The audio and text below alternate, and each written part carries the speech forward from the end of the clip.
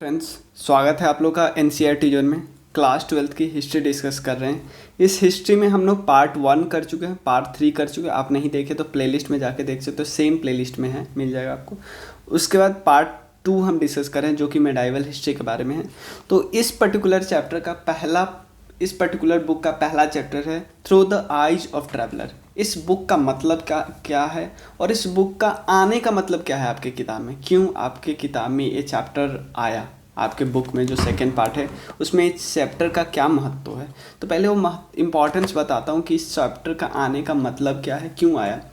तो एक एग्जाम्पल लेते हैं कि अगर हमें हिस्ट्री लिखना हो, हिस्ट्री की किताब लिखनी हो, तो आप ऐसे थोड़ी सिंपल लिखो कि कौन कौन राजा आया, कब कौन राजा आया, नहीं। आप उसको वहाँ की सोसाइटी के बारे में डिटेल में, जैसे आप इंडस वैली सिविलाइजेशन के बारे में पढ़ते हैं तो आप उस वहाँ की सोसाइटी, वहाँ की पॉलिटिकल यूनिट, वहाँ की करेंसी कैसी है, सब कुछ के बारे में देखना चाहते हो, फॉरेन रिलेशन, सब कुछ के बारे में देखना चाहते हो। तो हिस्ट्री को कंस्ट्रक्ट, अगर रिकंस्ट्रक्ट करना है, फिर से हिस्ट्री को उजागर करना है किताब के माध्यम से, तो आपके पास बहुत सारे सोर्स चाहिए होते हैं। जैसे आर्कोलॉजिकल सोर्स, जैसे कहीं खुदाई कर ली, कुछ मिल गया तो हम उससे फिर रिकंस्ट्रक्ट करें कि हाँ ऐसे मिला तो ऐसे होगा। उसके अलावा एक सोर्स होते हैं लिटरेरी सोर्स। लिटरेरी सोर्स का मतलब कहीं कोई किताब मिल गई, कहीं जैसे वेद मिल गया, वेद के बारे में हमें पता चल रहा है। उसके बाद और भी किताबें होती है जैसे उपनिषद, जैसे जैसे आप एग्जांपल ले सकते हो, किसी ने राजा के कोर्ट में रख के राजा के बारे में लिखा और सोसाइटी के बारे में भी लिखा। और इसके अलावे कुछ होते हैं जो फॉरेन से आते हैं ट्रैवलर घूमने, और उन्होंने उस सोसाइटी के बारे में कुछ लिखा। तो मैं एक बात आपको सिंपल बता दूं और आप भी समझ पाओगे कि जो हमारे यहाँ के सोर्स है, इवन वैदिक सोर्स या राजा के लिए, राजा के दरबार में बैठ के कोई किताब लिखा राजा के बारे में और सोसाइटी के बारे में, वो पक्षपाती होंगे, वो न्यूट्रल नहीं होंगे। आपको लग रहा है वेद के बारे में तो हम सिंपल सीधा सीधा बोलते हैं कि ब्राह्मण के तरफ एक कुछ ज़्यादा ही टिल्टेड है, कि खुद ब्राह्मण ने, खुद आर्यन ने लिखा तो आर्यन अपने आप को सबसे ऊपर सुपीरियर बताते हैं, तो अपने बारे में सही ही लिखेंगे। और एक और चीज़ मैं बता दूं, अगर मैं राजा हूं, मैं आपको बोला हूं कि मेरे दरबार में रख के किताब लिखो, तो आप कैसे, क्या ऐसा जुर्रत करोगे कि मेरे ही खिलाफ लिख दो, मेरे बुराई लिख दो? नहीं। तो ये सब जो सोर्स हुआ उतना रिलायबल, उतना न्यूट्रल नहीं होगा, कि मतलब न्यूट्रलिटी के में ये पीछे हट जाएगा। लेकिन ट्रैवलर को किसी से क्या डर, ट्रैवलर आएगा, जो देखेगा वो लिख देगा। तो ट्रैवलर के सोर्स की ऑथेंटिसिटी बहुत बड़ी हो जाती है, तो ट्रैवलर का सोर्स इसीलिए इम्पॉर्टेंट हो जाता है। और ट्रैवलर और एक और चीज़ करते, आते हैं हमारी सोसाइटी में, कुछ देखते हैं, लिखते हैं, लेकिन कुछ भी नहीं लिख देते। उनको लगता है यार कुछ नया यहाँ पे है, हमारे यहाँ ऐसा नहीं था, कुछ यहाँ पे नया है। जैसे कोई आएगा बोलेगा यार यहाँ पे, हमारे यहाँ तो कास्ट सिस्टम नहीं था, यहाँ पे कास्ट सिस्टम, ये नया कुछ है। हमारे यहाँ तो मैरिज ऐसे होती थी, यहाँ कुछ ऐसे होती है। हमारे यहाँ पर्टिकुलर चीज़, पान नहीं मिलता था, यहाँ पान मिल रहा है। हमारे यहाँ कोकोनट नहीं मिलता था, यहाँ मिल रहा है। तो जो भी नया चीज़ देखेगा ना, वो अपने किताब में लिख देगा। और इससे हम क्या कर सकते हैं, कंपेयर भी कर सकते हैं, काफ़ी हद तक कंपेयर भी कर सकते हैं। जैसे इब्न बटूता जहाँ जिस सोसाइटी से आया, उसके इंडिया वाले सोसाइटी से, उसके बाद अल बिरनी जहाँ से आया, वहाँ से, यहाँ की सोसाइटी से, सब कुछ हम कंपेयर कर सकते हैं। अब इस चैप्टर का रेलेवेंस क्या है वो पता चला ना। तो अब हम चैप्टर शुरू करते हैं, क्योंकि मेडाइवल हिस्ट्री कहाँ से, मेडाइवल हिस्ट्री के बारे में हमने जब लिखना शुरू किया हिस्टोरियन ने, तो उन्होंने काफ़ी मदद लिया होगा इन सब किताबों का, तभी वो मेडाइवल हिस्ट्री लिख पाए हैं। तो चलिए देखते हैं। देखिए, इस पर्टिकुलर चैप्टर में 3 वीडियो आएगा, 3 छोटी छोटी वीडियो आएगी, और 3 वीडियो में 3 ट्रैवलर के बारे में है। तो देखो, एक के बाद एक आ जाएगी, मतलब एक दिन में ही तीनों आ जाएगी।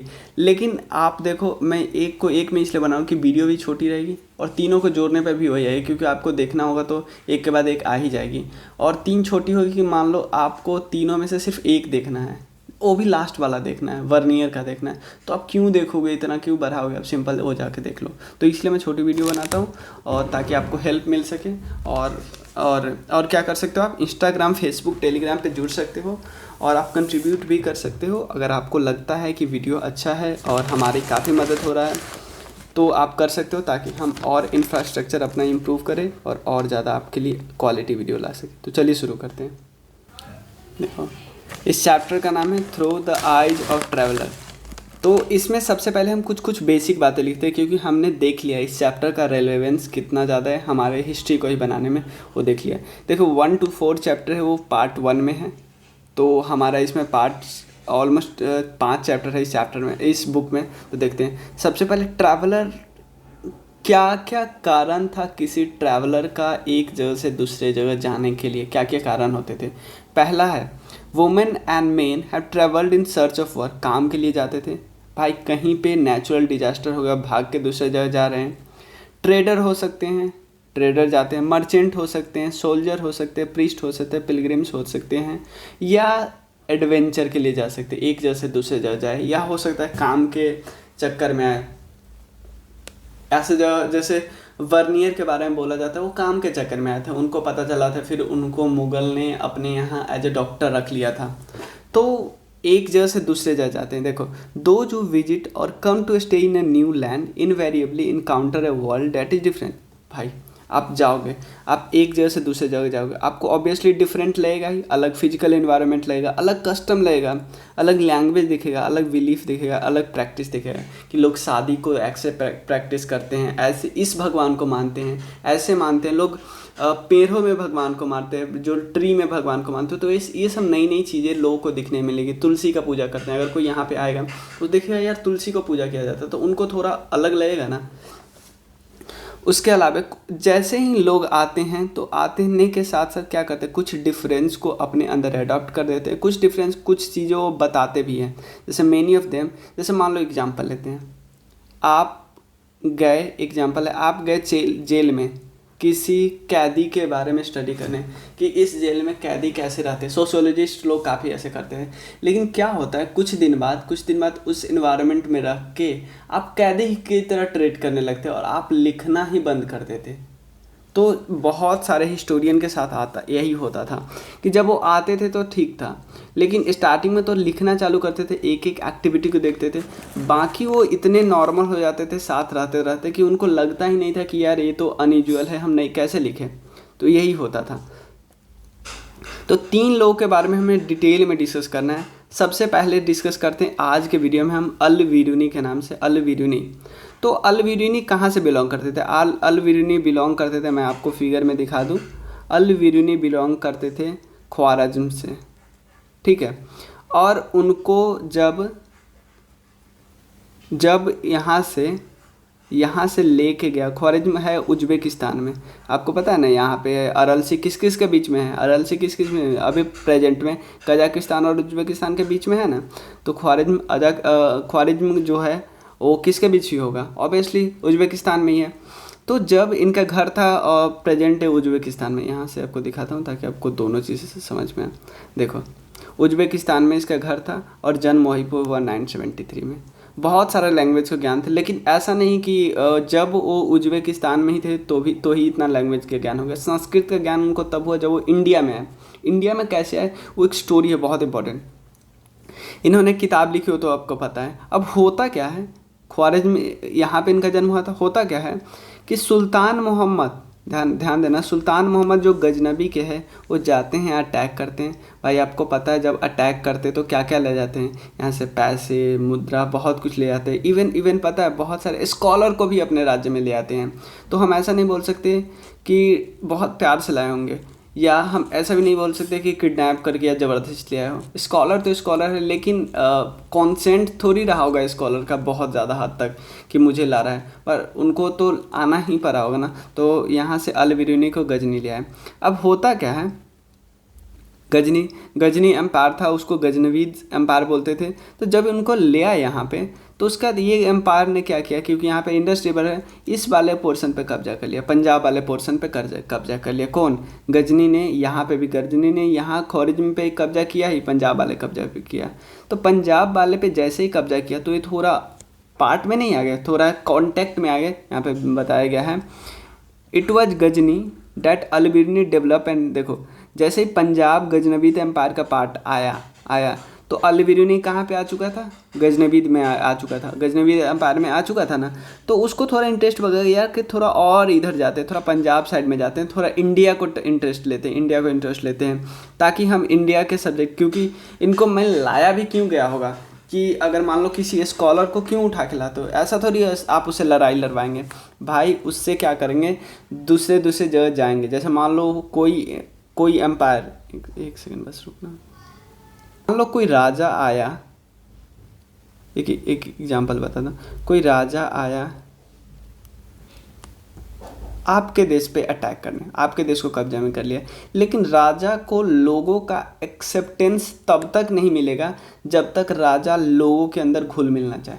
और लोगों के अंदर घुलेंगे मिलेंगे कब, जब यहाँ के टेक्स्ट को समझेंगे, यहाँ के प्रैक्टिस को समझेंगे, यहाँ के कस्टम को समझेंगे, यहाँ के लैंग्वेज को समझेंगे। भाई यहाँ के लैंग्वेज कैसे समझ पाएंगे, यहाँ का लैंग्वेज तो संस्कृत में है, तो कोई तो बंदा होना चाहिए ना जो संस्कृत को अरेबिक में कन्वर्ट कर दे। यही तो काम था अल-बिरूनी का। अल-बिरूनी ने संस्कृत को इनके लैंग्वेज में कॉन्टेक्ट कर दिया, गजनी एम्पायर के जो राजा थे उनके लैंग्वेज में ट्रांसलेट कर दिया। अभी आराम से पढ़ लेंगे, आराम से राज्य कर सकते हैं। यही हुआ। तो अब क्या हुआ, जैसे ही गजनवीद एम्पायर ने अटैक किया इंडिया पे, मतलब पंजाब वाले पोर्शन पे कब्जा में लिया, तो जो पंजाब वाले पोर्शन से गजनवीद एम्पायर थे, तो गजनवी के साथ जो भी साथ में आएंगे उस एम्पायर के राजा के साथ, तो लोग उनको थोड़ी सस्पिशियस की नज़र से नहीं देखेंगे।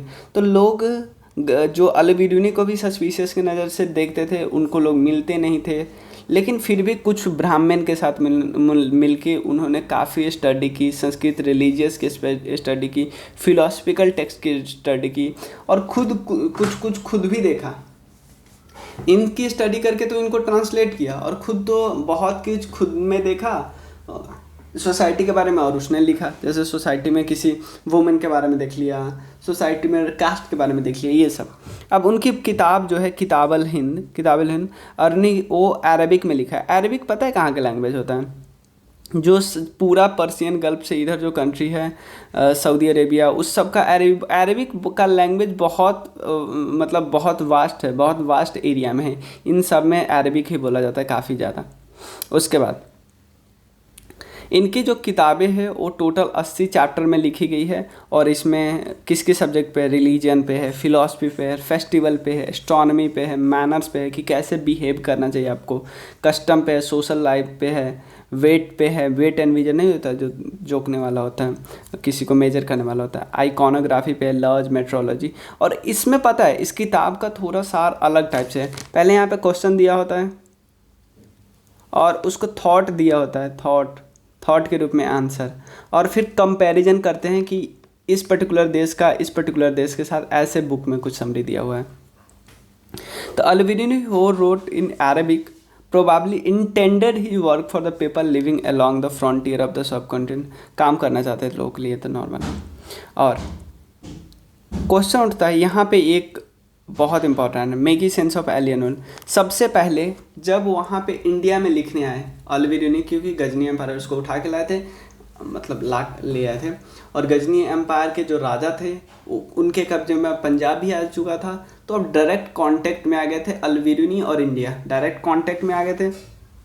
तो जब वहाँ पे यहाँ इंडिया के बारे में लिखना शुरू किए तो बहुत सारे प्रॉब्लम आए, कुछ बैरियर आए। अब कुछ बैरियर, क्या क्या बैरियर थे, उन्होंने बैरियर को कंस्ट्रक्ट किया है, बताया है। पहला बैरियर था लैंग्वेज। भाई अरबिक कहाँ, अरबिक लैंग्वेज जो सऊदी अरब, पर्शियन पता है कौन से देश को बोलते थे, ईरान को बोलते थे, ईरान के लैंग्वेज को पर्शियन बोलते थे। संस्कृत बहुत डिफरेंट था अरेबिक जो सऊदी अरेबिया वगैरह में बोली जाती है, और भी जो पूरे अरेबियन पेनिनसुला है ना, सब में अरेबिक ही बोला जाता है। अरेबियन पेनिनसुला में जैसे ओमान वगैरह सारा कंट्री जो है, यूएई वगैरह, तो संस्कृत बहुत डिफरेंट था अरेबिक एंड पर्शियन से, क्लियर। और easily that idea and concept could not be, मतलब ईजिली ट्रांसलेट तो नहीं किया जा सकता। और दूसरा बैरियर था कि रिलीजियस बिलीफ अलग था, प्रैक्टिस अलग था, तो कुछ चीज़ें इनको एकदम नहीं लगती थी और कुछ जगह पे एंट्री ही नहीं होती थी। और दूसरा the self absorption and consequent insularity of the local population according to whom constitute. देखो मैंने बताया ना कि यहाँ इनको एंट्री ही नहीं दिया जाता था, क्योंकि लोग इनको सस्पिशियस नज़र से देखते थे। लोग ये जिधर जाते थे लोग इधर उधर भागने लगते थे, लेकिन कुछ ब्राह्मण इनका साथ देते थे। तो इन्होंने काफ़ी ब्राह्मण तो साथ दिया, लेकिन उसके बावजूद जो काफ़ी कुछ लिखी उन्होंने वेदा को पढ़ के, पुराण को पढ़ के, भागवत गीता को पढ़ के, पतंजलि मनुस्मृति को पढ़ के, इन सब को देख के इनसे इनसे इंडियन सोसाइटी के बारे में पता किया।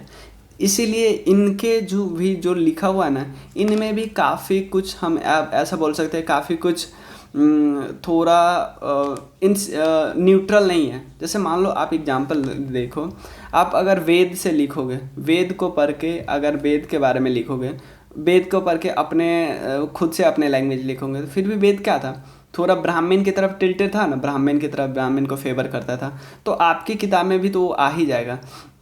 वेद ने स्ट्रिक्टली फॉलो किया, बोला था कि यार वर्ण सिस्टम तो अच्छा है, तो आपके किताब में भी वही आ जाएगा। वैदिक सिस्टम बोलता था, वैदिक तो कास्ट के बारे में उतना बात नहीं करता था, लेकिन वर्णा के बारे में बात करता था। अब अल-बिरूनी का डिस्क्रिप्शन कास्ट के बारे में कैसा है, तो अल-बिरूनी का दो टॉपिक है हमारे कि अल-बिरूनी कास्ट के बारे में कैसे समझता था, अल-बिरूनी वर्णा के बारे में कैसे समझता था, वो दोनों टॉपिक हम डिस्कस कर लेते हैं, उसके बाद ये वीडियो हमारा ख़त्म हो जाएगा। अल-बिरूनी देखो इस बुक में दिया कैसे हुआ है आपको बता देता हूँ। इस बुक में पहले अल-बिरूनी के बारे में दे दिया, फिर इब्न बटूटा, फिर बर्नियर के बारे में दे दिया, 3 चीज़ पहले दे दिया। उसके बाद फिर से अल-बिरूनी के बारे में स्टार्ट किया दूसरा टॉपिक। तो हम क्या करते हैं, इसके बाद सीधा ये करें और इसके बाद जो नीचे इब्न बटूटा के बारे में उसके बारे में दिया हुआ है, तो क्योंकि लिंक बना रहेगा, एक के बारे में डिस्कस किया तो उसके बारे में कंप्लीट डिस्कस किया, आपको किताब से आप देख लेना। अल-बिरूनी से पूछा गया, सर बताइए कि आपके इधर भी कास्ट सिस्टम था क्या, इंडिया में नया है? तो बोला ऐसा कुछ नहीं भाई, ऐसा पैरेलल सिस्टम हमारे इधर भी है। क्लियर, इस ऐसा पैरेलल सिस्टम हमारे इधर भी, इवन ईरान की ही बात करें तो 4 सोशल कैटेगरी रिकॉग्नाइज की गई है, 4 सोशल कैटेगरी। लेकिन देखो 4 सोशल कैटेगरी है, लेकिन कौन ऊपर हुआ कौन नीचे हुआ ये अलग बात है, अलग मैटर है, लेकिन कैटेगरी में डिवाइड तो है ही। जैसे मान लो कहीं पे इंडिया में यहाँ पे बात करें तो यहाँ पे सबसे ऊपर ब्राह्मण, क्षत्रिय, वैश्य, शूद्र था, वहाँ कुछ और रहा होगा, लेकिन कैटेगरी में डिवाइड तो है। तो हम कैसे कह सकते हैं कि कास्ट सिस्टम हमारे यहाँ यूनिक है, नहीं बोल सकते। यहाँ उन्होंने बोला कि सोशल डिवीजन जो इंडिया में वो यूनिक नहीं है। उसके he pointed out the within Islam all men were considered equal, differing only on the observance of piety. देखो तो बोलते थे कि लेकिन इन्होंने बोला कि ये जो वर्ना सिस्टम वगैरह है, सोशल डिवीजन हिंदू सोसाइटी में होता है, लेकिन मुस्लिम सोसाइटी में क्या होता है, इस्लाम में सब लोग बराबर है, सब लोग बराबर है। लेकिन फ़र्क सिर्फ इतना होता है कि लोग कैसे अपने पीटी धर्मनिष्ठा कैसे दिखाते हैं, अपने भगवान के प्रति, अपने अल्लाह के प्रति कैसे धर्मनिष्ठा रखते हैं, ये अलग अलग है बस। लेकिन अल्लाह के सामने सब बराबर है, ऐसी बात करते थे। He accepted the Brahmanical description of caste system. Brahmanical description नहीं जो बोलते थे कास्ट सिस्टम में ब्राह्मण सबसे, जो ब्राह्मण, क्षत्रिय, वैश्य, शूद्र, और फिर ब्राह्मण में भी अंदर देखो वर्णा। देखो एक और चीज़, वर्णा और कास्ट में मैं एक डिफरेंस बता देता हूँ, बहुत माइनर डिफरेंस है। हम वर्णा और कास्ट को सेम मान लेते हैं, लेकिन वर्णा और कास्ट में एक डिफरेंस है, मैं बताता हूँ। वर्णा का मतलब है कि क्या होना चाहिए था, क्या होना चाहिए था, मतलब व्हाट ऑट टू बी, मतलब क्या होना चाहिए था। लेकिन उसको हम बोल सकते हैं कि वैल्यू होता है, मतलब क्या होना चाहिए था, वैल्यू। जैसे मान लो आपको अपने बड़ों को देख के रेस्पेक्ट करना चाहिए था, उनके पैर को छूना चाहिए था, लेकिन आप क्या कर रहे हो, चलते चलते आप देखते भी नहीं हो, चले जा रहे हो। तो ये है रियलिटी, ये है वैल्यू जो करना चाहिए था, ये है रियलिटी, यानी ये है फैक्ट जो अभी हमें दिखता है। सेम वर्ना और कास्ट में यही है। वर्ना वैल्यू है, वैल्यू यानी जो वो हमें कैसा होना चाहिए था वेदा के हिसाब से, लेकिन कास्ट का मतलब वो कैसा है, मतलब सोशल रियलिटी में हमें कैसा दिखता है। वर्ना में भी जैसे बहुत सारे ब्राह्मण थे, तो सारे ब्राह्मण सोचेंगे यार हम सब ब्राह्मण में कुछ अमीर है, कुछ गरीब है, कुछ तो सब उन्होंने ब्राह्मण में भी स्ट्रेटिफिकेशन कर दिया, क्षत्रिय में भी स्ट्रेटिफिकेशन कर दिया।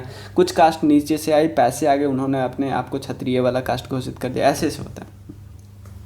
तो ये सिंपल बोलते हैं ही एक्सेप्ट ब्राह्मणिकल डिस्क्रिप्शन जो कास्ट सिस्टम का था उनको सही माना, लेकिन बोला कि यार पॉल्यूशन वाला कॉन्सेप्ट गलत है। मतलब सिंपल डिसअप्रूव किया, बोलें कि 1-2 कास्ट है, पॉल्यूशन और पॉलिटी ये वाला कंसेप्ट है, क्योंकि कोई प्योर तभी प्योर है जब पॉल्यूशन उसकी इम्प्योरिटी अपने आप में ले लेता है। जैसे मान लो कोई इंसान है, जैसे मान लो कोई ब्राह्मण है, तो ब्राह्मण तभी तक तो प्योर है जब ब्राह्मण का जो मीनियल जॉब, जैसे ब्राह्मण के नाला साफ करना हुआ, तो कौन सा आएगा, जिनको ब्राह्मण पॉल्यूशन मानता है तो वही आएगा ना। अगर ब्राह्मण को खुद नाला साफ करना हुआ अपने घर का, तो काहे का वो ब्राह्मण, मतलब तो वो भी तो पॉल्यूशन हो गया ना।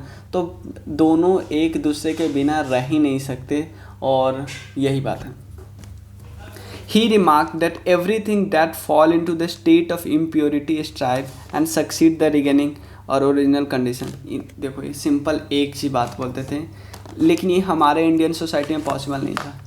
इन्होंने बोला कि जो भी इम्प्योर है, जो मान लो अभी इम्प्योर है, वो क्या कर सकता है, एक दिन सक्सेसफुल हो सकता है और रीगेन कर सकता है प्योरिटी को। लेकिन इंडियन सोसाइटी में वैदिक सिस्टम में इतना स्ट्रिक्ट रूल था कि ये पॉसिबल ही नहीं था।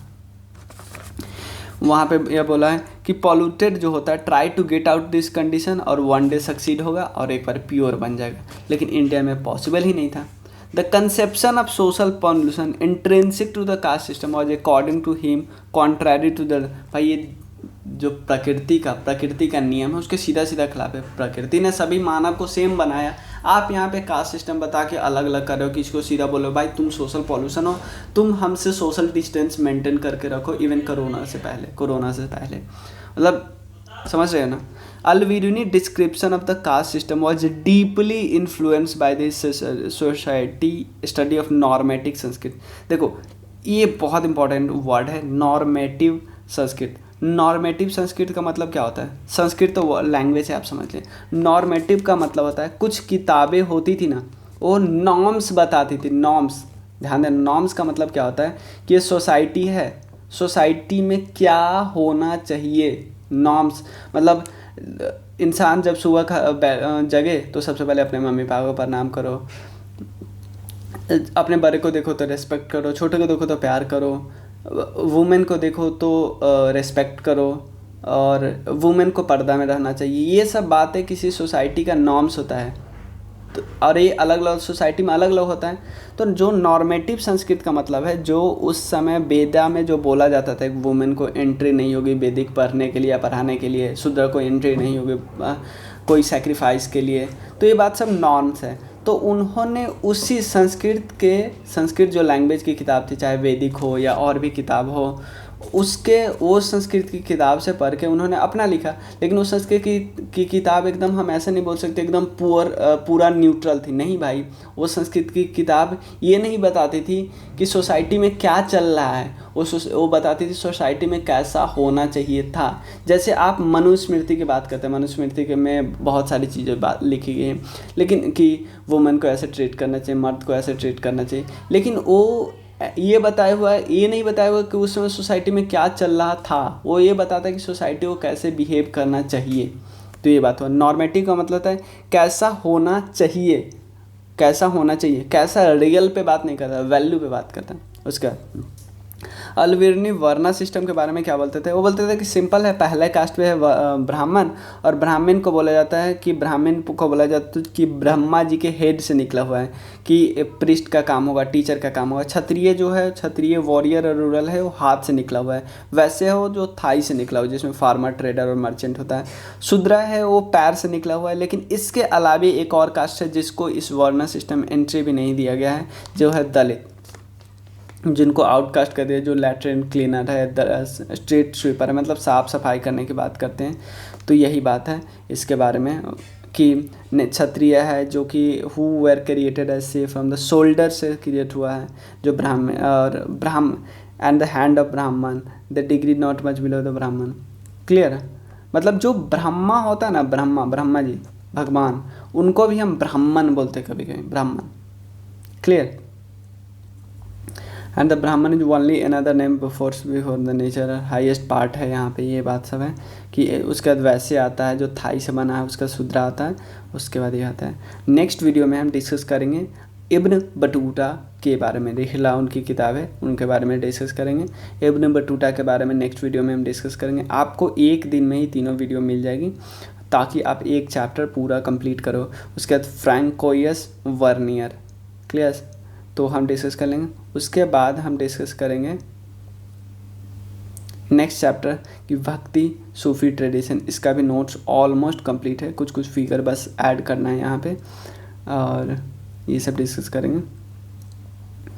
तो चलिए, थैंक यू सो मच। अगर आपको अच्छा लगता है तो फ्रेंड्स में शेयर कीजिए और बताइए फ्रेंड्स को कि ये भी कंप्लीट हो रहा है, और उनको भी बोलिए कि पूछे हमसे कि क्या चाहिए उनको।